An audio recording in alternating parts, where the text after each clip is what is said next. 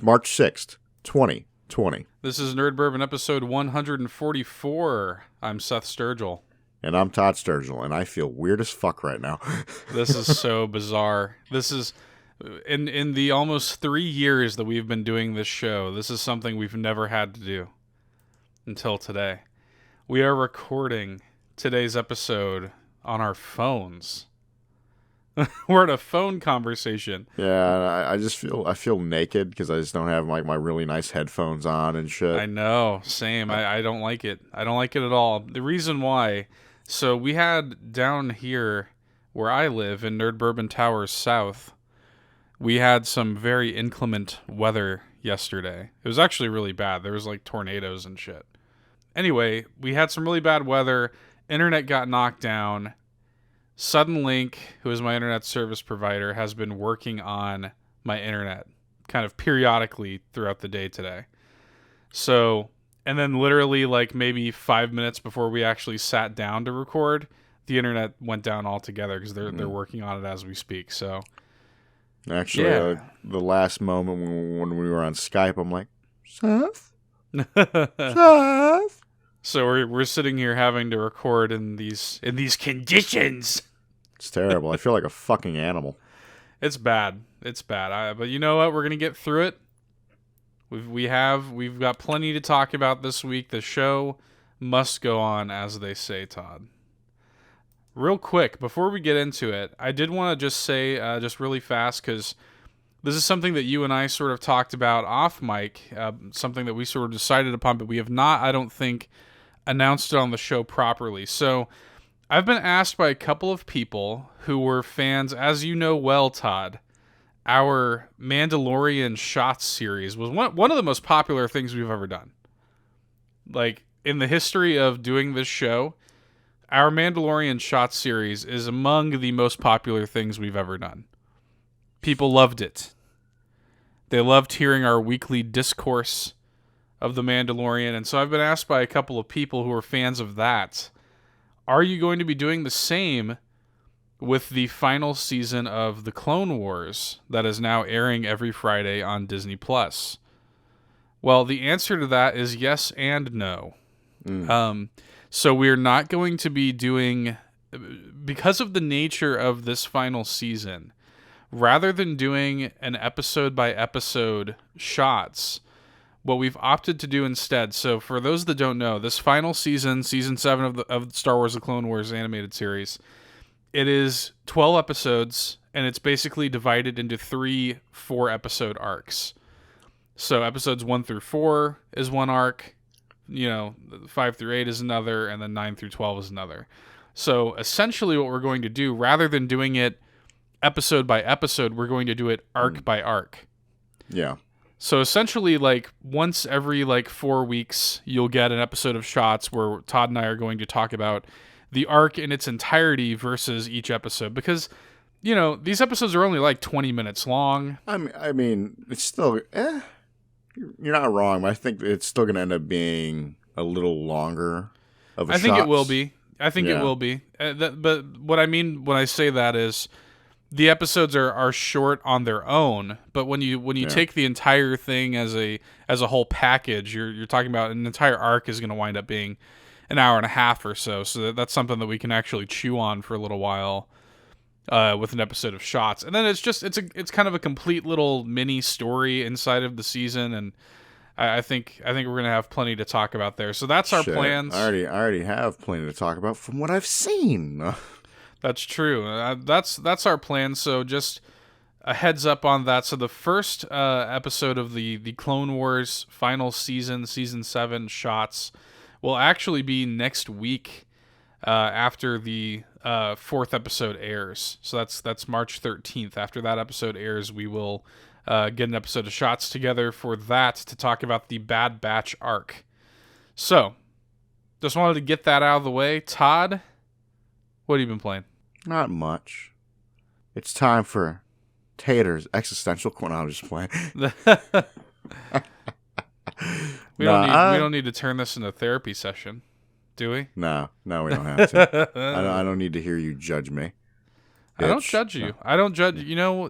I give you the tough love that you need. we'll skip over that. No, so honestly, all I've really been playing is still fucking around with Call of Duty. I still have not just found the time to like start doing my Metro Last Light playthrough. Right. It's just at the time of this recording, I still am just like, Yeah.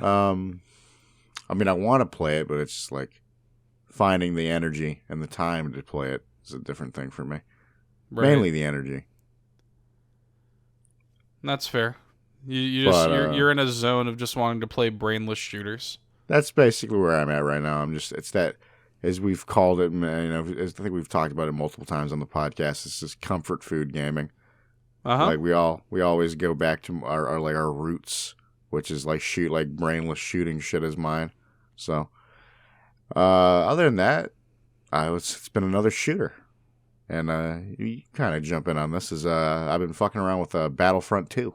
Hell yeah! And it's been a grand old fucking time. I really like that game a lot, man. I really do. It's funny as I feel like in the past week, I think I've jumped on Battlefront 2 more often than I've jumped on Call of Duty. Just because it's just like, there's a certain level of brainless that comes with Battlefront. It is just such a, like, I think there's just such a, like, beautiful simplicity to it. I feel like I care less if I do bad in that game. I certainly, that is true for me as well. Like, yeah. I mean, in Call of Duty, I'm gonna be honest with you. I just don't do bad in Call of Duty. I'm just good. But that humble brag. I mean, I'll be honest. I go positive.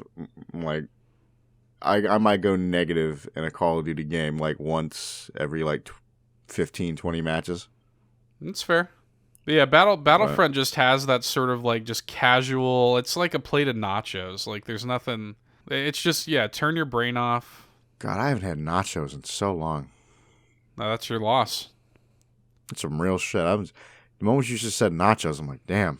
Like, damn, nachos sounds good. I'm not thinking about that garbage ass like high school lunch nachos. No, don't get your no. I'm talking to some real shit. No, don't get your Taco Bell Nacho Bel Grande shit. No. Make it at home. You know what I always say, Todd, on the subject of nachos? Your nachos are only as good as your chip. That's real shit. What's your go-to chip? So, I really like, and I know this may be controversial. This is one of those, legendary Nerd Bourbon tangents. This may be really controversial. But I'm a big fan of the Tostitos Hint of Lime chips. Okay.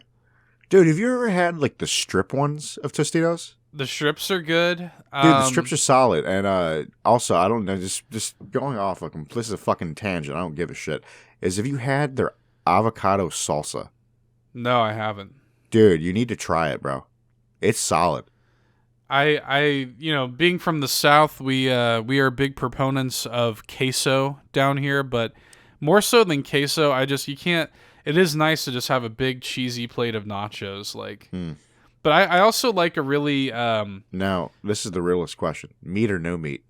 Oh, meat. Yeah, always meat. Always meat. You know I like that meat. I know you do, boy. No, but I like the chip to be like have a little bit of a bite to it, like a thickness. If you can find those really nice, like thick cut tortilla chips, if you can find those are really nice. There's a really I think it's a local brand, but it sells like fucking crack at my store. Is El Milagro. Okay. And holy shit. Gotta be able to stand up to the cheese, Todd. El Milagro would stand up to the cheese. El Milagro. So, like, the go-to, like, kind of, like, popular chips in my area are, like, I think they're both local brands, actually.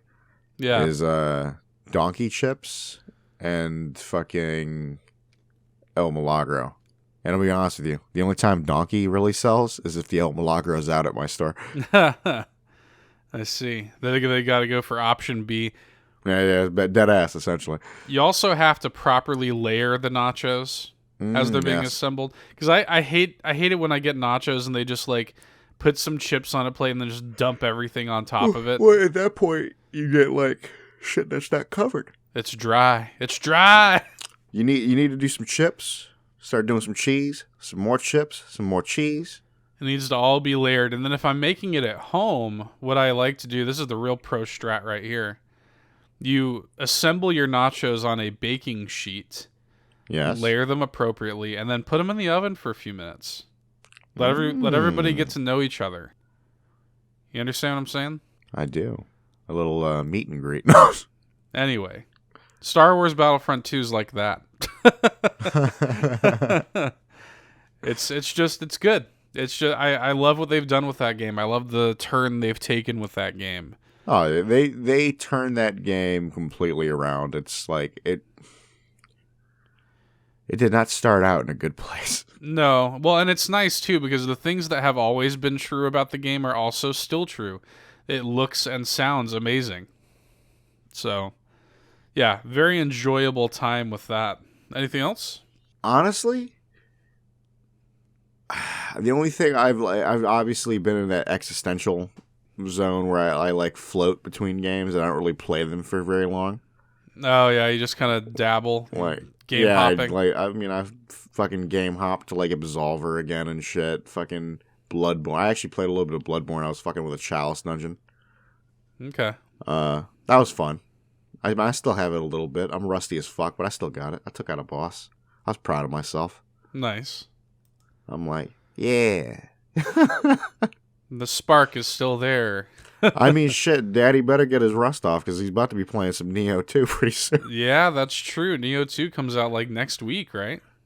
Yeah, Daddy better shake the rust off because this is probably not going to be a good time. Yeah, you're about to say because you're probably going to get that ass pounded. I mean, I'm fine with it. Like, I haven't like genuinely sat down and like played a game like that in a while, so I'm looking forward to it. I'm looking forward to hearing you talk about it actually. So that'll be fun. Is it wrong? A part of me like I don't know how stupid the creative. A part of me actually, God. A part of me is like, don't record it. The other part of me is like, record it. Well, maybe you could do like what we've been doing here lately is we'll just do like one video. I might, I think I did that even with Iceborne. I might do like my first impressions of it. Yeah, that's sort of the way we've been. First hour. Just do like a first hour or something like that. But then a part of me is like, if that create a character shit is dumb, I'm like, I shall make it abomination. Or that could be something that you touch on later after your initial playthrough, you know. It's Monster Factory time in this bitch. Yeah. I'm looking forward to hearing you talk about that. And then, of course, if that comes out next week, you know it comes out the week after. Animal Crossing. Don't you mean Doom? No, no, I don't mean Doom. I know. No, man, I can't wait for Animal Crossing. I'm picking up both of those, but it's like, ugh. See, that's exactly what I'm trying to avoid. I already know. But Doom is calling my name. The fucking war, the primal drums of war. I'm about to say that will certainly speak to your tendencies now. Heavy metal intensified. Yeah, that'll scratch an itch for you right now, certainly. You know, it's funny. Speaking of that, a game that sort of scratches that same primal itch as this game, it's called Bloodroots. And we've actually kind of seen Bloodroots before. I want to say they revealed the game during like a state of play or something like that. It's an indie game. And it's essentially, think of it like this.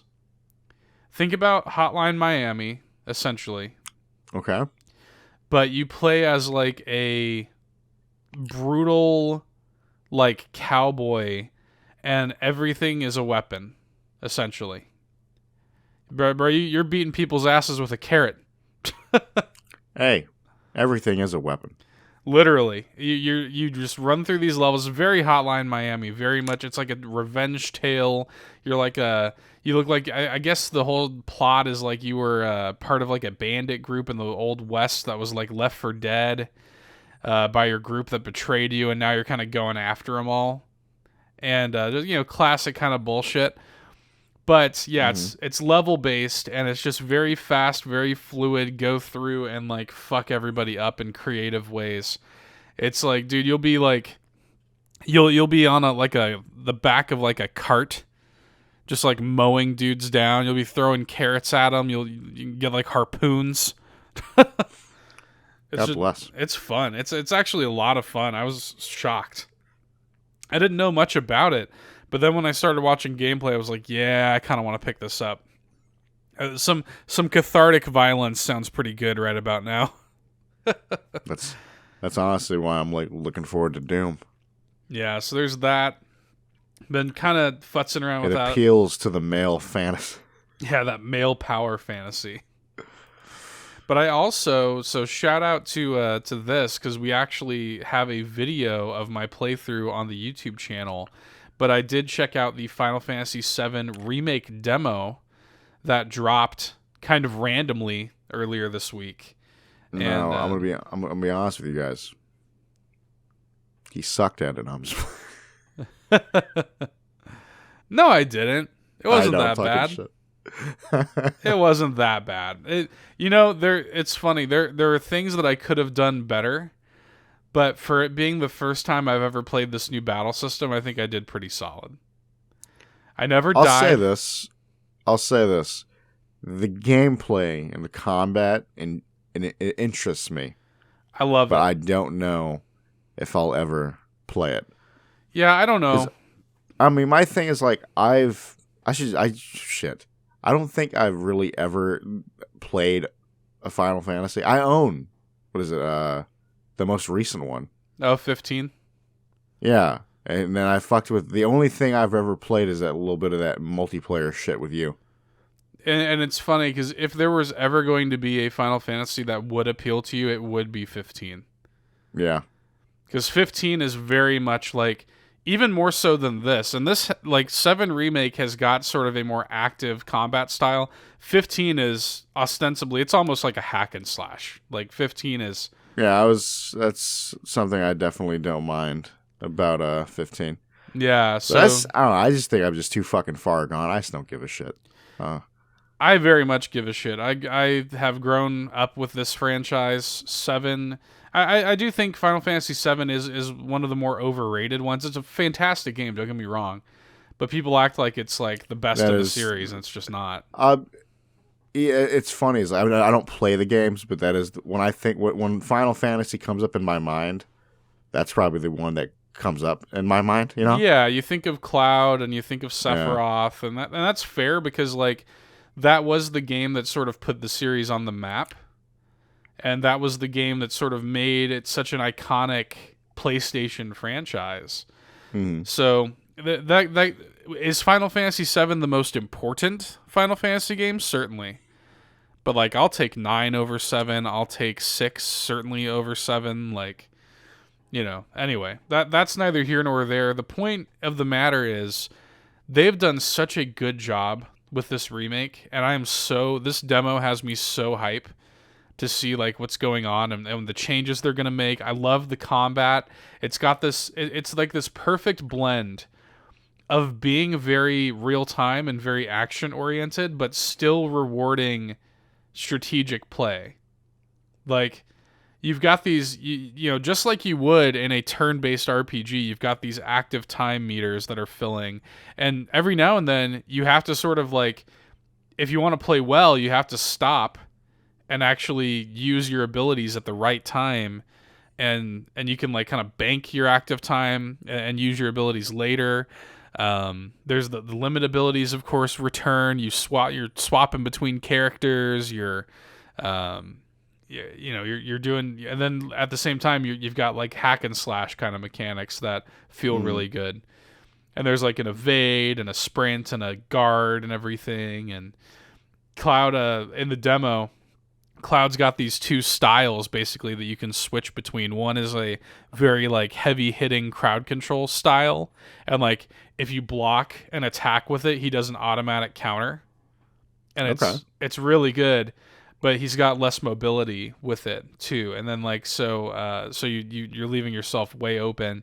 But then like his standard style is very much like one person at a time, and you're kind of darting back and forth between enemies. Playing games like Monster Hunter and stuff, you're familiar with the concept of stagger. That's very much a thing here. Every enemy's got like you're basically building up to moments of opportunity. So, for example, but with this, I think I saw in like the gameplay when I was like getting the video together. Is it has the actual stagger meter, right? Yes, so there's an actual meter that you're building up. There's the way you build it up is interesting. The boss of this demo is this like spider tank that is like such a like it's such a wimp in the original game. It's like a total like tutorial boss, you know what I mean? And they've blown it up here to be this epic fucking fight. And essentially, you have to have these moments of opportunity, and then switch to Barret real quick and cast Thunder on it, and to quickly build up its stagger and start doing real damage. So, it's pretty cool. I think they've done a really good job of making that stuff flow together nicely. And just, dude, I can't overstate how good the game looks and sounds. Like the soundtrack is fucking out of this world. The soundtrack was always great, but hearing it mixed this way and remastered this way and redone so beautifully, and it just looks so good. Like, I can't believe it's real. I really can't. And April 10th cannot come soon enough. That may be the one thing that can pry me off of Animal Crossing for a little bit. So, anyway, that's pretty much what I've been playing. I do have a couple of... Before we get into the news, Todd, there's a couple little things that I feel like we should stop and talk about. 2 important birthdays happened this week. Not for people, Todd, because why would we talk about the birthdays of people? I'm talking about video game consoles. So we had, on March 4th, that was the PlayStation 2's 20th birthday. Pretty momentous occasion for the PS2. You had a PS2, right? I mean, yeah. Does that fall into the Todd in the middle zone of your brain? Yeah. You don't have very many PS2 related memories? I'll be honest, I don't have a lot of memories. I'll be honest, a lot of the memories had to get thrown out. They've been disintegrated. Then fucking Thanos snapped, you feel me? Yeah, I do. PS2s, I remember... I mean, if you bring up like some games, I'd probably be like, oh yeah, I probably played a little bit of some shit like in my... My big PS2 memory that I always like to point to, and I don't know if I've talked about this on the show or not. My dad, he bought a PS2 off of like one of his buddies from work, and he brought it home, and he had like Final Fantasy X, Gran Turismo 3, I think it was, like all these like launch games, and then he had a copy of Grand Theft Auto 3. And that was I was not allowed to play Grand Theft Auto 3, but my sister and I would like sneak up every night. And like when they were in bed, we would go into the living room and like secretly play GTA 3. I actually know this story. And then like eventually my dad caught us playing and he was like, fuck it. Basically. He was like, I guess it's fine. So that's my big, but you know, I mean, PS2, I mean, has got some of the most amazing library of games between like I think of all the Sony proprietary games, like the first party games like the Jak and Daxters of the world and Sly Cooper and Ratchet and Clank and all the amazing like JRPGs on there. I mean, hell, Kingdom Hearts, that's where I was first introduced to Kingdom Hearts on the PS2. So, special console. It's weird that it turned 20. But one that the birthday that may fall within your landscape of memory, Todd, is the Nintendo Switch. Celebrating its 3rd birthday this week, March 3rd. Was its 3rd? What's the Switch? No, I'm just playing. What is that? What's that? I have no memory of this place. I have no memory of the Switch. Tell me of the Switch. Nah, as I look over to my right. March 3rd, Todd, 3rd birthday of the Switch. We've now had the Switch for 3 years. God damn, really? Isn't that weird? I mean, now I'm looking at it, it's pretty dusty. Yours maybe. You remember when you got your Switch? You remember when you actually played your Switch? Yeah. Yeah. Tell me about that day, Todd. I can't. Oh, God. Has that already been lost to the ether? Is that all it takes?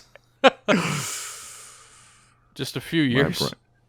My brain cells, they die at a... You ordered yours on, like, Amazon, right? I think. Yeah, I don't think you got yours from, like, a store. I mean, I'll be honest, I'm not surprised by that because I don't give certain stores certain laws my business. Well, I did get mine at GameStop, and I was there. Don't you dare say its name. And I was there at the midnight premiere, the midnight launch for it. And I remember walking. Dude, it was so gross. The amount of shit that I walked out of that store with that night. I feel like I vaguely remember you telling me about like the shit you came out with. They had to give me a box. They had to literally give me a box. You fucking trash. I had the Switch itself, the Pro Controller, the charging grip, the Zelda Collector's Edition for Breath of the Wild, a copy of Super Bomberman R for some reason. I had all of the Breath of the Wild amiibo. There's like 5 of them that came out that night. My total, when it was all totaled up, it was all paid for well in advance.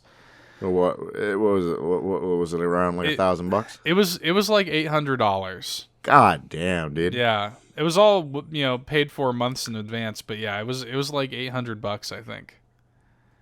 If you remember, you feel good about that? Well, if you remember the amount of time between the Switch being officially unveiled and the Switch launching was actually pretty short.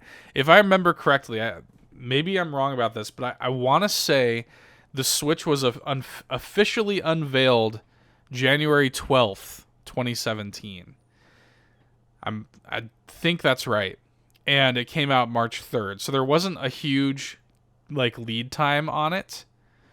So I had money like sitting on random shit so that I could transfer it whenever it went live. So yeah.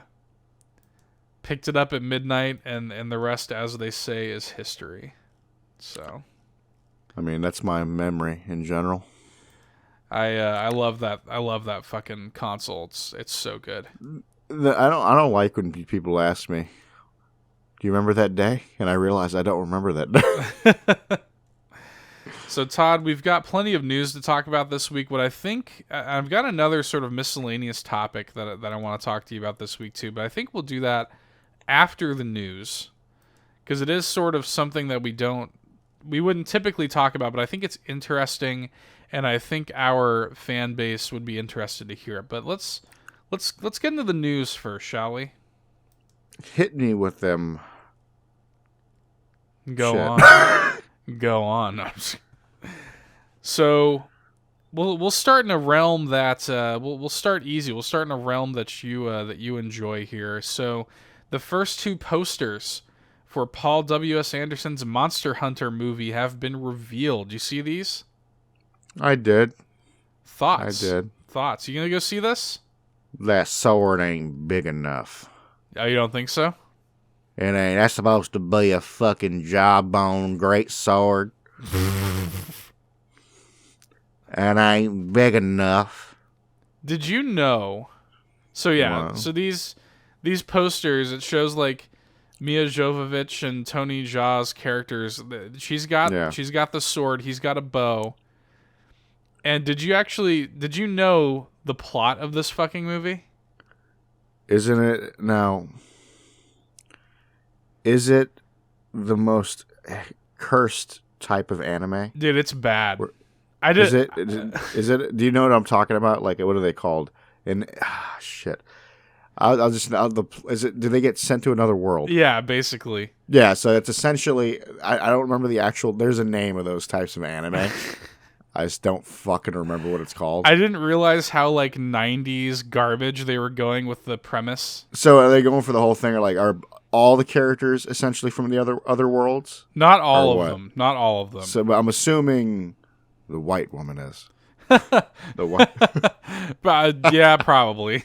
But it's like, what is it? Like, oh, take them to another world. Oh, shit. There's monsters. Oh, shit. Oh, fuck. So basically, Mia Jovovich, by the way, so this director, this is the same director that did like all the Resident Evil movies and shit like that. He's married to her. Right? So yeah. He just like puts his wife in everything. I mean, hey. I guess so. Why not? She's carved out her little niche here. Oh shit. Video games. Yeah, of like weird, bizarre video game movies. So, based on Capcom, I guess. Oh, yeah. So her character is a United Nations soldier. Okay. Her and her unit are teleported into the world of Monster Hunter. What is the world of Monster Hunter called? I have no idea. Is that what this article says? Just the world? There's the world of Monster Hunter. And essentially, once they get there, they find the portal back home. But oh shit, now we have to defend the portal back home so that the monsters of this world don't invade Earth. So in order to do that, they have to learn the ways of the Monster Hunter world. You know what I mean? So, bro, if you saw my fucking face right now. Like, I'm genuinely disgusted. Here's the thing. I already knew this movie was not going to be good. But is it wrong that I want to see it still? Oh, the movie comes out on my birthday this year. I'm 100% seeing it on my birthday. Happy birthday to me. Shit Monster Hunter movie. Oh, it's not going to be good, dude. I'm going to hate it, but love it all. I feel like it's going to be so bad it's good for me. That's all I want. Look, any outcome, it's like I said about the Sonic movie. Any outcome is a good outcome for me. Mm-hmm. It's either going to be horrible and like that's good because I can laugh at it, or it's going to be good. Might surprise me. No, you never know. Yeah.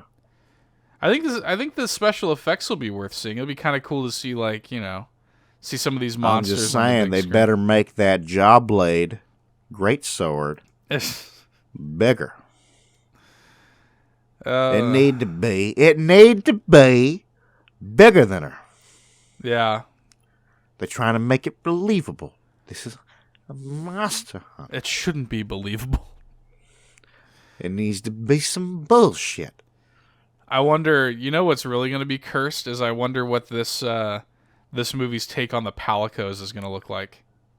I just like visibly cringed. Just that level of CG furry.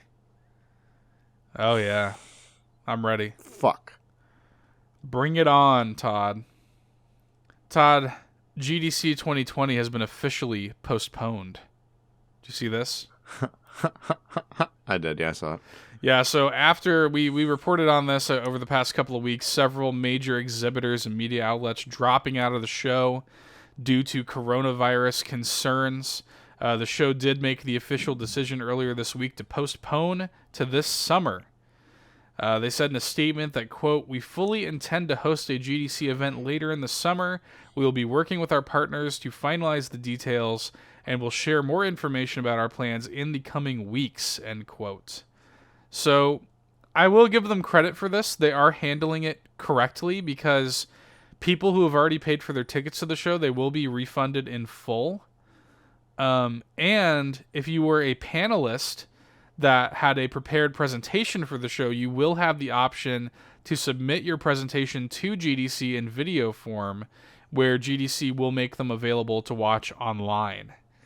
So hey, I respect the shit out of that. Yeah, so that's cool. It's cool that like your time and money is not wasted due to this postponement, So I do like that. A lot of things. It's like there's just a lot of just like events just like getting canceled for shit like that. There are rumblings like now the gaze is being cast towards E3, and the ESA has only said like we are evaluating like what we're gonna do for E3. So E3 might even get shoot yourself. E3 might even get the axe this year. We'll see. Yeah, they're gonna be axing themselves. Just sort of depends on how this epidemic continues. Yeah. So the Game Developers Choice Awards and IGF Independent Games Festival Award shows, which always take place live at GDC every year, will instead be streamed on Twitch during the week of March 16th. So all that stuff is also still happening. So for what it's worth, to sort of like give credit where credit's due, they they are actually doing everything I think right. I think this is the best they could have done considering the circumstances. So I do respect them for that. Todd, what do you know about Riot Games? I know you love that League of Legends. I know you love your MOBAs. But it's no secret, Todd, that Riot Games has been hard at work in multiple projects over the course of the past several years. God. What's going on with Riot? We finally have a look at one of their secret projects. It is a shooter. It's called Valorant, which is a stupid name. And it seems like it's coming actually pretty soon. Now, Riot posted a short video on their YouTube channel showing gameplay, actually. They revealed the game with gameplay. They showed a full round of gameplay. And essentially what Valorant looks like, it's going to be like a team-based hero shooter. But don't roll your eyes just yet. I hear you rolling your eyes over there. Not another team-based hero shooter. Valorant does look like it's actually going to be taking a kind of like slightly different approach. Looks more like CSGO. Yes. So it falls somewhere between Overwatch and Counter-Strike. Like, yeah, I mean, I respect that more. Yes. Now. Yes. You do still have like heroes and like hero-specific abilities and ults and stuff like that. But it definitely looks like it's more it's Counter-Strike meets Overwatch. So very much so. Yeah. And it's got the sort of like military grade purchasable weaponry like Counter-Strike and stuff like that. But it's mixed with that's more interesting to me because I'm gonna be honest, when you first were like basically reading this whole shit, I'm like, oh Lord, they're gonna do their paladins. Yes, no, this is taking a little bit of a different approach. And actually, I'm not going to lie, watching that round of gameplay they put up, it does look fun. I was like, okay, this actually looks kind of cool. Did you play Counter-Strike? Yeah, oh god, yeah, back in the day. I haven't played CSGO, but yeah, back in the day, I played a fuck ton of Counter-Strike. Like, with friends. Like, I'm talking back in, like, the early 2000s. I'll be honest, like, this is not looking bad to me. No, not at all. It looks pretty good, I think. And it looks like it's going to be a lot more strategic and team-based than a lot of the competition out there. I think it might be worth a look. It's coming out this summer. Platforms have not been confirmed. I'm sure it's PC at least. But I wonder if they're going to try to bring it to consoles as well.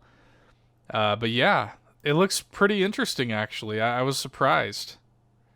I think they've got a pretty nice balance there of the kind of like Counter-Strike strategic team-based gameplay and the kind of over-the-top Overwatch hero kind of shit, you know? Yeah, there's this one bitch with like fucking kunai. Yeah, she's got like floating kunai around her, yeah.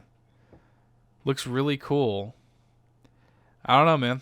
Something to keep an eye on. I mean, yeah, it's interesting. This summer, I don't know if that's going to be an early access situation. We don't know much, but we know that game will be made available in some form this summer. So we will definitely be keeping an eye on that. Todd, a new mythical Pokemon for Pokemon Sword and Shield has been revealed. I think I showed you this guy. He's a dark grass type called Zarude. Is it the monkey? Yes. Yeah, now you can have a full monkey team. Oh yeah, he looks like this pissed off monkey with like vines wrapped around his arm, and I love him. I mean, here's the thing: would you do a full monkey team? For the lulz, possibly. But I don't know. I'd have to look at his viability. I don't know if I would add him to my team or not. I kind of already have my grass coverage. We'll see. We don't even know like when or how this guy is going to be obtainable in the game. They haven't really announced that. They just kind of revealed him. His official description is, quote, "This mythical Pokemon lives in a pack deep in the dense forest of Galar. It treats anyone that isn't part of its pact with immediate hostility. When fighting, Zarude swings around from tree branches, attacking relentlessly with its sharp claws. Its quick wit helps it excel in battles. End quote. Grass fighting. No, it's dark grass.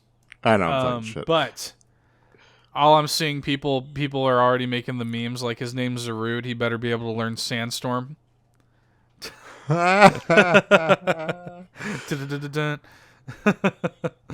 So, I don't know when they're going to make him available, but I will certainly be trying to capture myself as Zarude whenever he's made available in the game.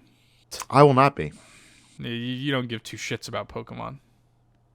Are you gonna dip back in when the expansions come out? Are you gonna care to play the expansions? Because let me see. Because you're actually the odd duck who actually like plays Pokemon for the story. I want you to look into your heart, and you know the answer. I feel like you're either going to completely not give a shit, or you will get it and just rush through it. Which would you prefer? You know, that's actually a good question. I don't know. I'll leave it in your capable hands. What would you prefer? I sort of feel like I would prefer that you just didn't play it at all. I don't know. Very well. The pact has been made. I don't care. We'll see what happens, I guess. We shall sign it in blood. Yes. I slice my right here on camera, Todd. I'm gonna show you. Oh yeah, that's right. We already established that my internet's down. Fuck. I was gonna make the audience think that I sliced my hand. Foolish bitch. Anyway, Death Stranding finally coming to PC, Todd. The long-awaited PC port now has got a release date of June 2nd. Is launching on Steam and Epic Games Store. Do we know if it's a good port or no? It seems like it. It's going to have some PC exclusive features. It's going to have uncapped frame rate. It's going to have ultra-wide support. Seems like they're actually doing quite a bit. It's going to have a photo mode.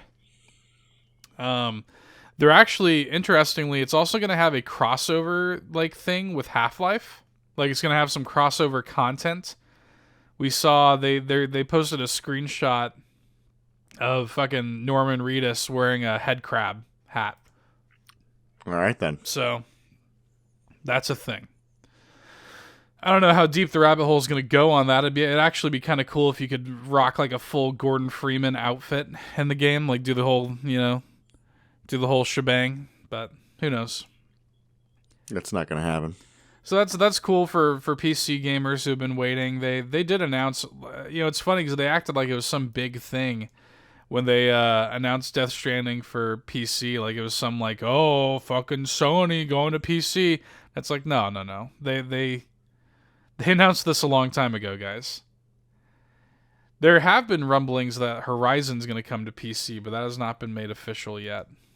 I think we talked about that before. Yeah. Nothing but a good thing. Yeah, I'm so open to that like game getting a little more exposure. Exactly. Nothing but a good thing. Keeping it in that Sony realm, Todd, this appeals to your interests because the release date for Sucker Punch's Ghost of Tsushima has been revealed. We got a story trailer that ended with a June 26, 2020 release date. You ready? Where's your hype level at right now? Again, it is going to be my last hurrah. It's funny. I gotta be honest. That is sooner than I thought. I actually didn't expect it to be that soon. That's just barely over 3 months. I am not gonna be shocked. I mean, look, after The Last of Us got pushed, like weeks after they finally gave it a release date, I'm just gun shy. I wouldn't be shocked if it ended up getting pushed or something. But I don't know, man. They seem pretty confident. They had no reason. This. I swear to God, they've waited so long to even just give us a release date. Yeah, and they honestly had no rhyme or reason to give us one at this point. So I don't know. Maybe this is the real deal. Maybe we will be playing this here in like less than 4 months. That's kind of crazy. And by the way, Last of Us Part 2 is going to be coming in late May, and then Ghost of Tsushima will be right afterwards in June. So it's crazy, man. Seems like that's fucking crazy. Yeah, seems like the PS4 is going to have a very fitting couple of months there to end out on. So you're going to get your swan song kind of twofold with the PS4 there. I'm so fucking excited for that game, though. Like shit. The story trailer's good too. The one that they showed. I didn't even watch it, but I did know about the release date. Yeah, it's worth checking out. It's on the YouTube stuff. It's definitely worth a look. They showcase some new characters, some little new gameplay snippets. You guys can go and look up. They've also revealed several different versions of the game, the various deluxe editions and collector's editions and everything. So you can go look that up if you'd like. I'm certainly that's a day one purchase. Can't wait. Mm-hmm. Cannot wait. It's nice, Todd. It's almost as if it's nice to know from a company the games that are coming out on the horizon to buy. And it's almost like companies should illustrate that to their consumers. Guess what, bitch? You'll never get your direct when you're bitching like this. Every Nintendo feverishly tunes into Nerd Bourbon every week, and they're just like, that's another week. We're pushing another week. So what is it? What is it? You're like the groundhog. It's bad, bro. Keeping it in that Sony realm, Todd. One last bit of Sony-related news. Because HBO and PlayStation Productions have announced that they are teaming up to produce an HBO TV series based on The Last of Us. But here's my thing. Why? Well, they've been trying to get a Last of Us movie off the ground for a long time. And, it's funny, you say why, but, like, the video game TV thing has kind of been, growing in popularity lately. You think about The Witcher, the Castlevania animated series. I totally didn't realize that the new season of that came out. Season 3 of that just came out. That's been really successful. Have you watched have you watched up to that point though? Yeah. Okay. Yeah, I'm caught up. I haven't seen any of season 3, but yeah, I'm thinking about binge watching that pretty soon. It's a great fucking series. Like they've done a great job, and it's funny because I'm sort of like, I've made my stance known on this show many times the way I feel about video game movies, and I don't think we necessarily need these things to be adapted, but if we're going to adapt them, I think TV is a better fit than movies. The television format, taking an approach of like a season of television to really be able to marinate with these characters is going to work so much better for The Last of Us than a 2-hour movie. You know what I mean? Yeah, it's like what ends up getting cut in that 2-hour movie. Exactly.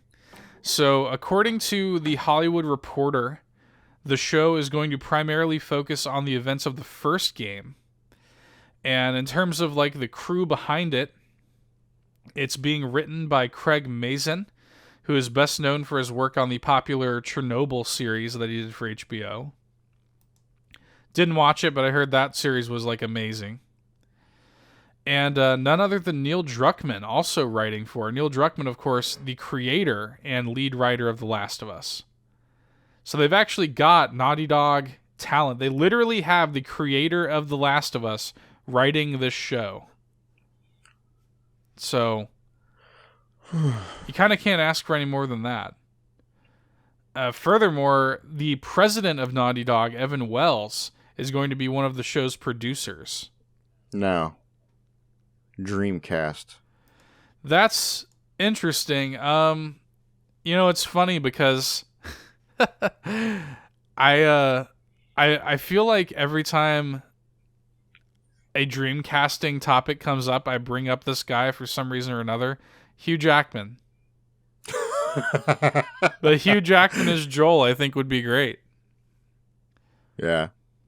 It's funny. The talks were actually pretty intense. I think Neil Druckmann actually had lunch with Macy Williams discussing her. She was like, I think, even signed on to play Ellie when when the Last of Us movie was still in development. So I wonder if they're going to tap her to play Ellie for the show. She certainly has the TV experience, so it's not like it would be hard.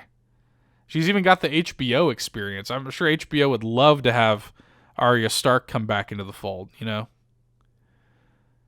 play Ellie. So, but I don't know. I don't know who would play Joel. That's just, in my head, I see Hugh Jackman. What about you? Who's your dream cast? I mean, I'll be honest. I was going to the same place with Hugh Jackman. Really? Yeah. I feel the reason I said that is because I'm like, when we talked, forever ago when I was speculating about my idea for Spider-Man 3, Hugh Jackman as Craven.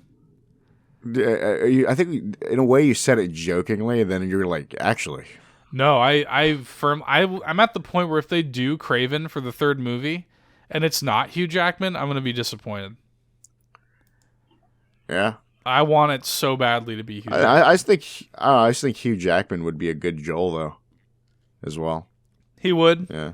He's got the look, but I also feel like another person that comes to mind. I don't remember. I feel like an asshole. I don't remember the actor's name, but the guy who plays Sawyer on Lost. Yeah, I know who you're talking about. I just don't know his fucking name. Yeah, him. I feel like he could also be a pretty good Joel. I could see that. I mean, Joel's a little more like, I feel like more people could effectively play that type of character. Ellie's going to be the tricky one. Because that's a character, like, you're going to have to get Ellie absolutely right. And Arya and Ellie are already, like, really similar in terms of their character and just their personality and shit. That's why I think Neil was kind of like eyeballing Macy Williams in the first place for Ellie. For the record, the actor that played Sawyer is Josh Holloway. Okay, Josh Holloway. I could see that. I could totally see that. So I don't know. We'll see.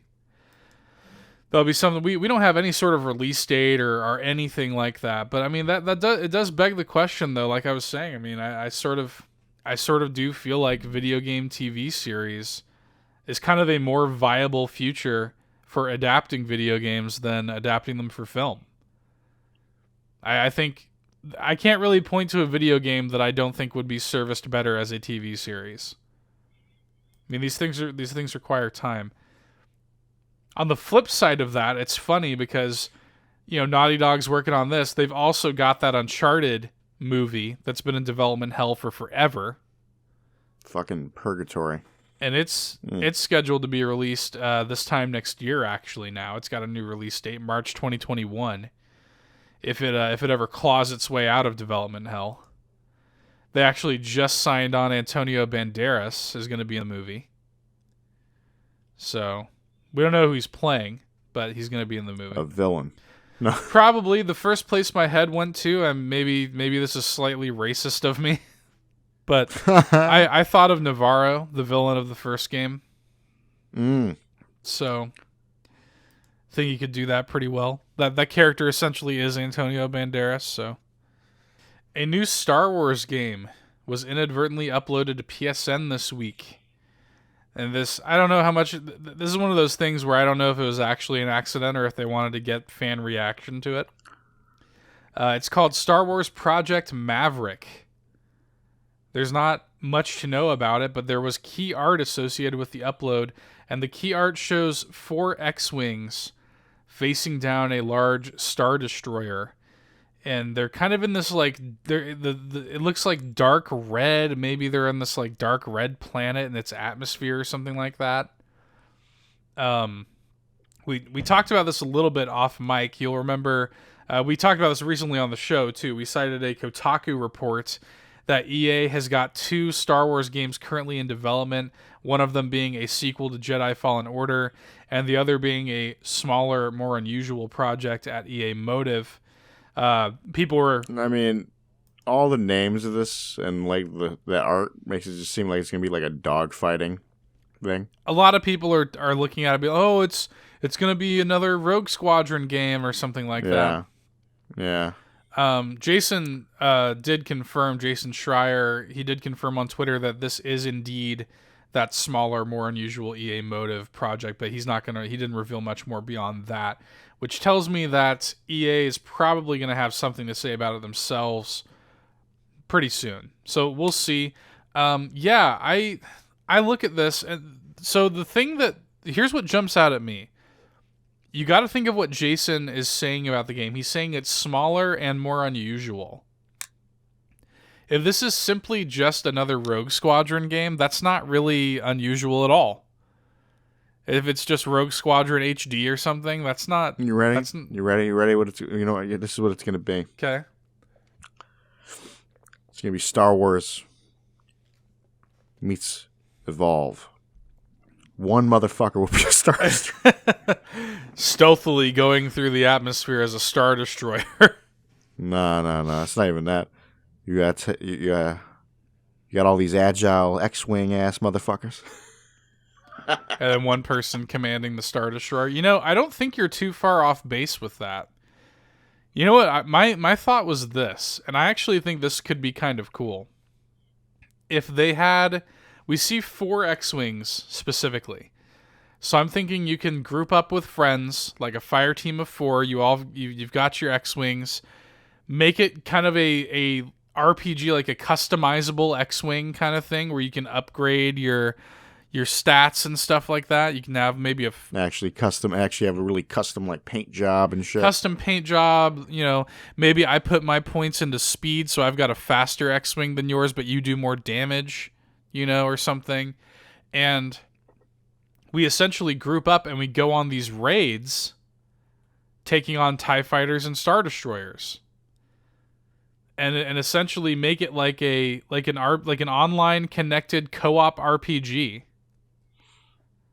I mean, it'd be interesting if it ended up being something like that. If it was something like that, I would be so on board with that.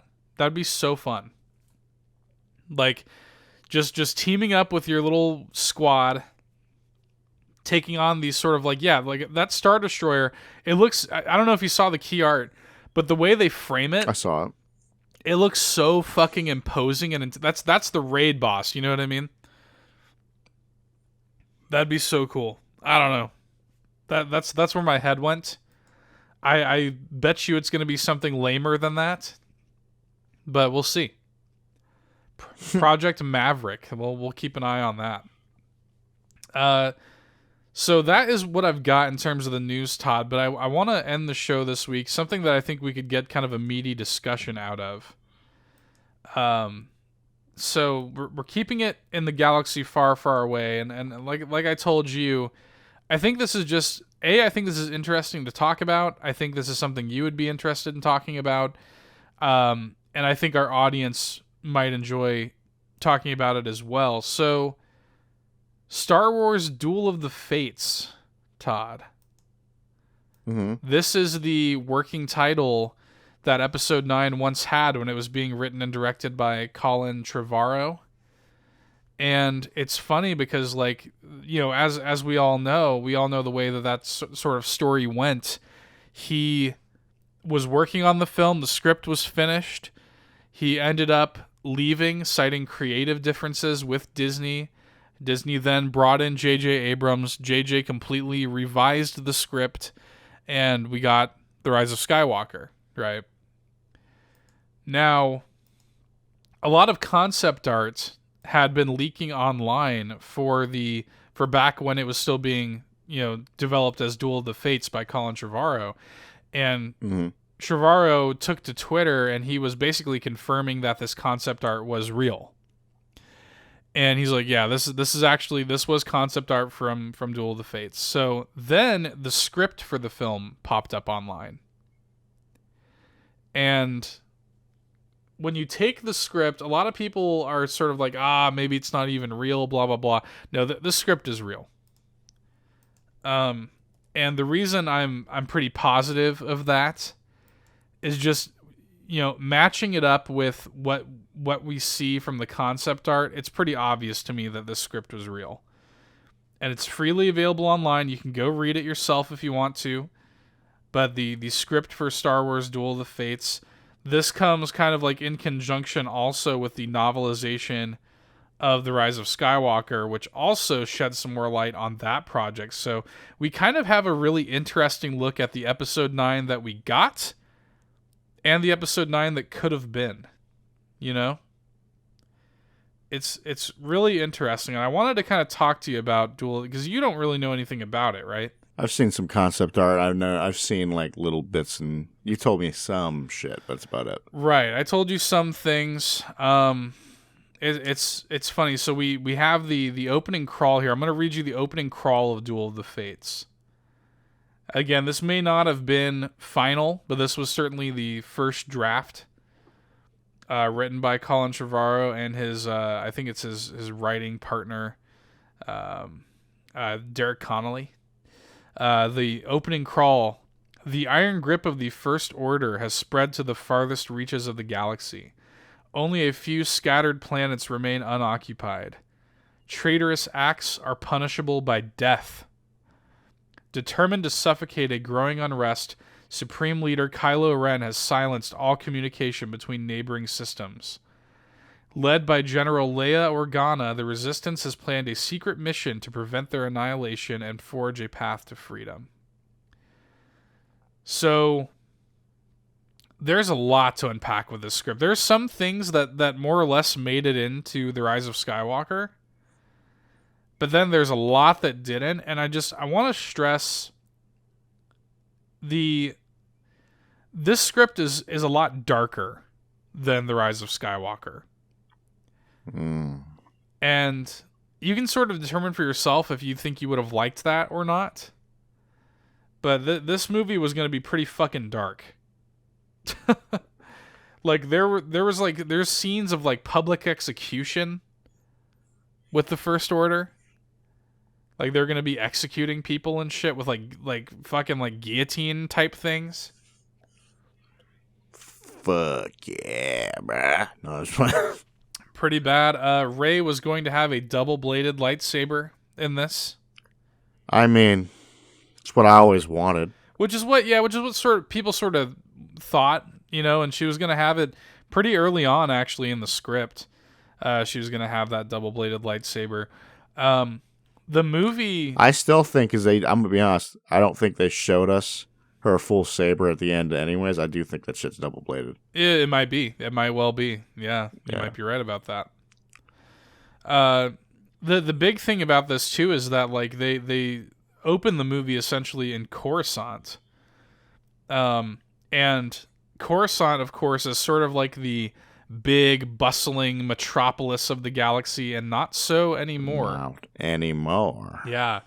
The First Order has occupied the fuck out of Coruscant, and now it's just this sort of like slum, and it's like downtrodden, and there's like a kind of stealth mission that Rey, Finn, and Poe were gonna go undercover and steal a Star Destroyer from Coruscant. That would have been cool.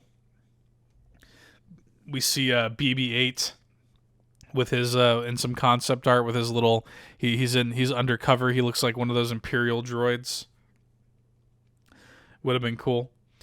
Another thing that's pretty persistent throughout, and this I told you this, but Kylo is an evil son of a bitch in this script. Like, he is trying to go full blown dark side in this script. He is haunted by Luke, by his Force ghost. Kylo, we see him on Mustafar, which we do end up kind of seeing in a roundabout way in The Rise of Skywalker. They did confirm that. You know, yeah, they confirm it later on, but yeah, he was on Mustafar in the beginning. Yes, that little bit with Kylo there at the beginning, that was on Mustafar there. But in this one, he actually straight up goes to Vader's like castle on Mustafar. Technically, he did that in Force Awakens. Technically, sorry, not Force Awakens, but Rise of Skywalker. Technically. And there he was going to find a Sith holocron with a message on it. See, I'll be honest, I would have loved to see Vader's castle, like, you know, in the movie. Yeah, like cool. Fully realized in the movie would have been really cool. Yeah, it would have been fucking baller. The holocron has a message from Palpatine with the message meant for Vader. And essentially he's saying like, hey, in the event that I die, I want you to meet this ancient Sith Lord named Tor Valum that lives on a distant planet. And that's where Kylo goes. Kylo goes there and meets this Sith Lord. It's like this weird creature. And he's like this ancient creature who teaches Kylo the ability to drain life essence through the Force. And we see like shots of Kylo sort of like draining life essence from nearby trees, and eventually he just says fuck it and just drains the life essence from Tor Valum himself and kills him. Cold-blooded, Todd. I love it.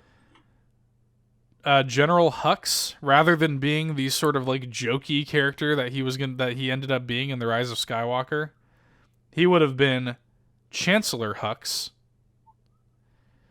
leading the First Order from a political standpoint. He would not have had his little redemptive arc that he ended up having in The Rise of Skywalker. I wouldn't even. Would you say redemptive? Yeah, a little bit. He's sort of. Yeah, I wouldn't even say that. He was just doing it out of spite. Pretty much, yeah. Well, yeah, I guess so. He ultimately ends up helping them in The Rise of Skywalker, and like, it's not for redemption. It's more like the line is, I don't care if you win. I just want Kylo Ren to lose, basically. Yeah, that's just, I don't know. I feel like Hux ultimately ends up coming off as a total like throwaway character, like just comic relief. They didn't handle him right. Just comic relief, and like when you look at the initial kind of like vision, I feel like for the character, he's basically Hitler in the Force Awakens. Mm-hmm. He's got that fucking speech on Starkiller Base, yelling and veins popping out of his head and shit. And then Last Jedi, they made him a fucking Last Jedi. They opened up with that "Can you hear me now?" joke, and I feel like that was where the downward spiral began. That was where they were sort of like, okay, Hux is a joke character. Whatever. Whatever. So he would have been kind of a more serious character in this. Chancellor Hux. The reason I like this kind of concept, though, is because one thing that I don't feel like the sequel trilogy did very well is just show us the First Order. Like show me the sort of oppression of the First Order. And I feel like we would have really gotten that with this. We don't really see a lot of that. No. They didn't mess around with like the political shit or, in general that the prequels fucked with. Yeah, we never really get to see the forest from the trees with that. We're all like tied up in the Resistance versus the First Order. We don't often get to see the effects the First Order have on real people and the way that they occupied all these planets and stuff like that. So that would have been really cool to see. Now, here is where I start to take issue with this script. And I'm not going to get into every minute detail of the script because for a couple of reasons. A, I think you should go read it for yourself. I think it's a really, really fun read, and it's fun to sort of imagine the episode 9 that we could have gotten. I think in many ways it's better than The Rise of Skywalker. I think in many ways The Rise of Skywalker is better. The meat of this that I really take issue with, though, is the way that this movie would have talked about the Force. Yeah, that's what I've been waiting to hear because you were telling me about this. Yes. Off recording. Yes. So you remember Mortis, right? From the Clone Wars. Yes. Mortis, they sort of act as if Mortis is a planet, but if you remember, I sort of feel like Mortis, more so than being like a planet, it's sort of like a transcendental state of mind. It was like Mortis was like a dream that they were all sharing. You know what I mean? It was like a place that existed in the Force, the world between worlds, as they called it. Right? Here, this script basically acts like Mortis is a place that you can like hop into your spaceship and fly to. You know? All right, then. I don't like that. Kylo and Rey have a battle on Mortis. Kylo actually like fucks Rey up. Like they have a fight where he actually like slashes at her face and shit. It's pretty brutal. She's like bleeding from her eyes. Well, here's my thing. That's something I think they did a good job of doing, even in like Rise of Skywalker. Is they actually showed Kylo kind of he whoops her ass. Yeah. That's something I was like, everybody's like gives was it like Force Awakens shit. I'm like, for that fucking fight. I'm like, come on. There's a moment. There is a moment where Kylo has his own sort of like Luke in the cave moment where he confronts a vision of Vader and fights Vader, and Vader whoops his ass. Dude, I would have fucking loved that, because Kylo's rage is just he's unrefined. You know, he's out of control. He doesn't know how to control it. Well, that's so Vader just puts him in his place. You know, and out of anger for that, he ends up destroying Vader's helmet. Yeah. So anyway, I'll be dead ass with you. I would have fucking loved to see. I would have loved to see that too on screen.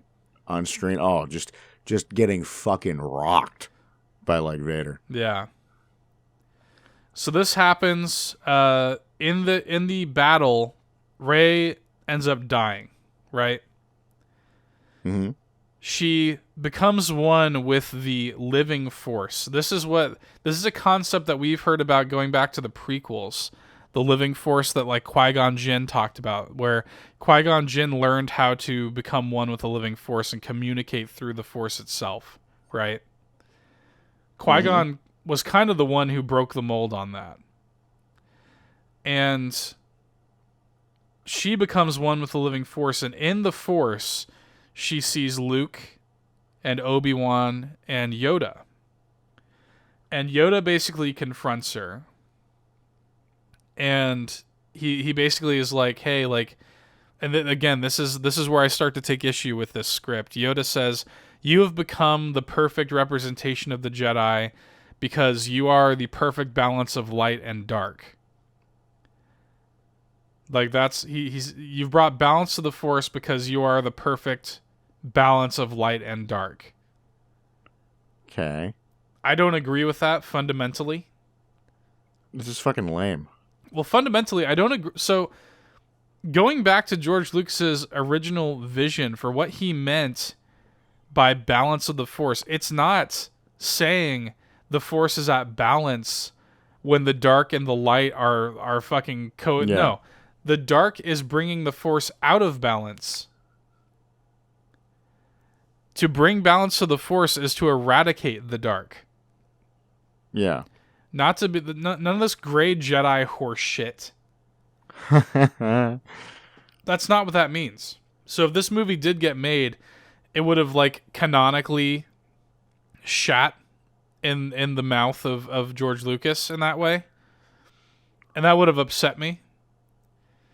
Because like well, yeah, you would have got a good video. Oh, that's true. I would have gotten a good deep fake video. That would have been good. But that just I take issue with that. That is not what balance of the Force means. Balance of the Force is at balance when the light prevails. Yeah. Anyway, what I love, and again, I'm not going to get into the whole weeds of this. So we still get a big battle between the Resistance and the First Order. The big difference with this, though, is that it's not just like spaceships. It's like everybody. We see scenes of like the common people taking up arms against the First Order. You know what I mean? Which is cool. It's kind of like everybody versus them. Hope in the galaxy. The whole galaxy versus the First Order. Which I like. But what I really kind of enjoy is the ending. So you may be thinking to yourself, you know, and this movie really is in a lot of ways a sequel to The Last Jedi. Rose has a bit of a bigger role in the movie. And there is no romance between her and Finn. Okay. Finn is very much still like he's still very much Rey! that whole meme. There's no romance between them. But what ends up happening is they don't know what happened to Rey. Mm-hmm. And after the Resistance and the whole galaxy beats out the First Order, the Force has awakened in the galaxy. Balance has been brought back. and more Force-sensitive people are starting to crop up. So we flash forward a bit, and we see Finn and Rose are caring for a bunch of Force-sensitive children and trying their best to teach them. Rey's still in the living Force, and Yoda basically gives her the choice. Like, hey, you can be here, become one with the Force, live and finally have a place in the world like you've always wanted, blah, blah, blah. Or you can go back and you can train the next generation of Jedi. And the last shot of the movie that we see, they're on this planet. It looks really beautiful and idyllic. Green pastures. Finn and Rose are training, kind of like helping these kids, and then you just see BB-8 kind of roll up on the hill, and in the reflection of his lens, you see Rey in the distance walking up towards the kids. That's nice. Okay. I'm like, that would have been a pretty great ending. So what happened to my boy? How'd he die? So they still have Kylo still dies. Kylo, it's weird the way he dies, though, because the Force ghosts of Luke, Obi-Wan, and Yoda basically try to convince him to join the side of the light and everything. Uh-huh. And he is, in the effort, in the struggle, he is, the script says, extinguished. Oh, Lord. Okay. Han Solo does still, the whole like vision of Han still appears at the point, but here's the deal. Kylo rejects him. Ooh. It does not happen the way it happens in The Rise of Skywalker. I part of me likes the Kylo redemption, though. I do too. I like the Kylo redemption also. This movie would not have given you that, for sure. So granted, there's bits and pieces like as you said, there's some shit I like here. Some shit I don't. Exactly. And the Rise of Skywalker novelization is also coming out soon, and that's been leaked to hell and back, and there's a lot of interesting things to read in there too that give you a lot more context. And I think it's really interesting to see these things, to kind of look at what we got and to look at what we could have got. But ultimately,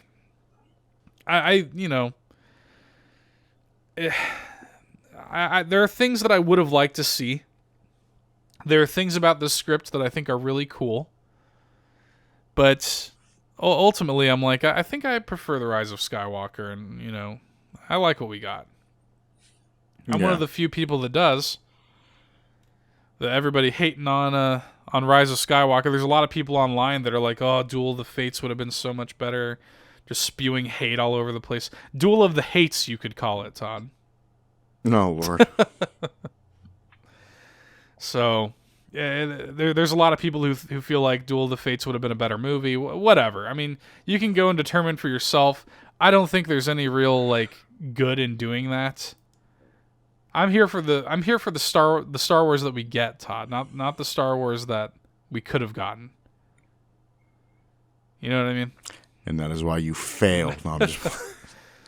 So, if you get a chance to read the script, I do recommend it.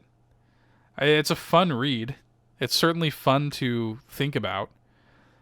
And when the Rise of Skywalker novelization comes out, I recommend that too, because it does provide some much needed context. I don't need. I mean, I wish the movie told me that. And it's Palpatine was a clone, and then Rey's father was also a failed Palpatine clone. So it's funny you say that. Rey's father was not technically a failed clone. No, I'm just talking so shit. the what ends up happening is he was a clone, and he was actually one of the only DNA successful clones, but he was weak in the Force.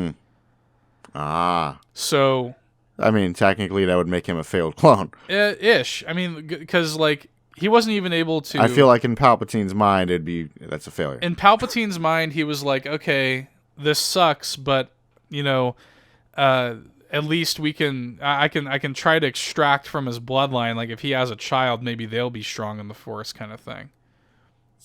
Like the midichlorians got fucked up.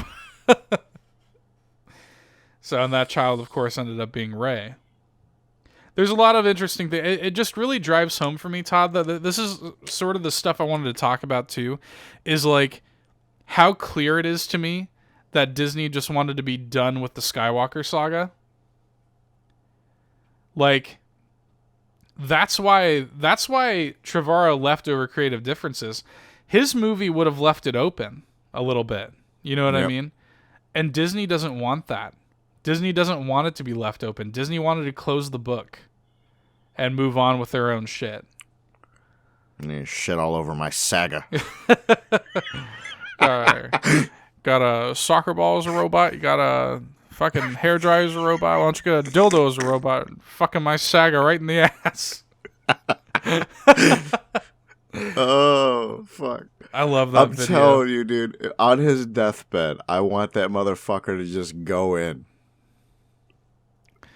I don't care what anybody says. Fucking Obi-Wan's from Oopa Doopa. From Stu John.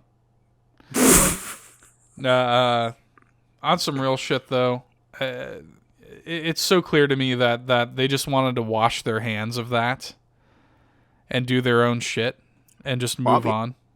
I mean, they've proven that they can do good Star Wars. I would like the Mandalorian shit like that. Sure, but I don't know. I almost feel like it's a little bittersweet for me because I feel like, I don't know. I feel like they did the best they could given the circumstances. I mean, I would have liked Disney to give it more of a marination time.